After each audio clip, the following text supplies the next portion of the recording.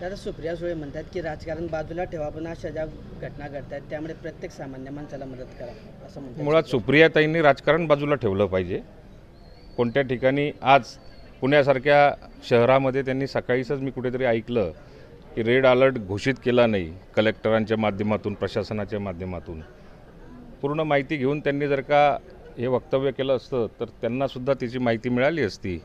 त्यामुळे राजकारण त्यांनी स्वतःच बाजूला ठेवलं पाहिजे. आम जनतेला फायद्याच्या दृष्टिकोनातूनच विचार केला पाहिजे. कोल्हापूर असेल, मुंबई असेल, रायगड असेल, रत्नागिरी असेल, अशा सर्वच ठिकाणी प्रचंड पाऊस झालेला आहे आणि बऱ्याच ठिकाणी धोक्याच्या पातळीसुद्धा ओलांडलेल्या आहेत. पुण्यामध्ये सुद्धा जवळपास कमरे एवढं पाणी आहे. कशी आता यंत्रणा अलर्ट केली जाते? पश्चिम महाराष्ट्र असेल, कोकण असेल आणि विदर्भ या ठिकाणचा सातत्याने आज सकाळपासनं ज्या ज्या ठिकाणी शक्य असेल त्या त्या ठिकाणी प्रत्येक जिल्हाधिकारी आणि आयुक्तांबरोबर मी ऑनलाईन चर्चाही करतो आहे, VCद्वारे चर्चाही करतो आहे आणि प्रत्यक्ष फोनसुद्धा करतो आहे. बऱ्याचशा नद्या ज्या असतील कोकणातल्या त्या धोका पातळीच्या वर गेलेल्या आहेत. 5 ते 6 इंचापर्यंत पाऊस आपल्याला प्रामुख्याने बघायला मिळतो आहे. मी कलेक्टरांना या सूचना दिलेल्या आहेत की आपल्याला ज्या ठिकाणी धोका पातळीच्या वर नद्या गेलेल्या असतील त्या ठिकाणी आपण नागरिकांना शिफ्ट केलं पाहिजे किंवा त्यांना सावध केलं पाहिजे.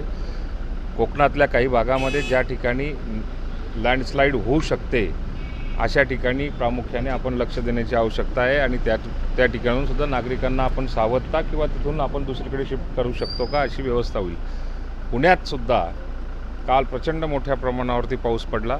धरणांची भरण्याची जी काही लेवल होती ती लेवल बऱ्यापैकी कमी होती, पण अचानक एवढ्या मोठ्या प्रमाणावरती पाऊस पडला त्यामुळे पुण्यातसुद्धा धरणं भरली आणि पुण्याच्या आजूबाजूला बऱ्यापैकी पाणी गावामध्ये शिरलं. नागरिकांची त्या ठिकाणी आज सकाळीच मी आयुक्तांशी बोलल्यानंतर मिलिटरीची टीम त्या ठिकाणी सज्ज आहे, NDRFची टीम काम करते, त्यांना आवश्यक असलेल्या बोटीसुद्धा पुरवल्या गेलेल्या आहेत. राज्यामध्ये प्रत्येक जिल्हाधिकाऱ्यांनी ही दक्षता घेतलेली आहे.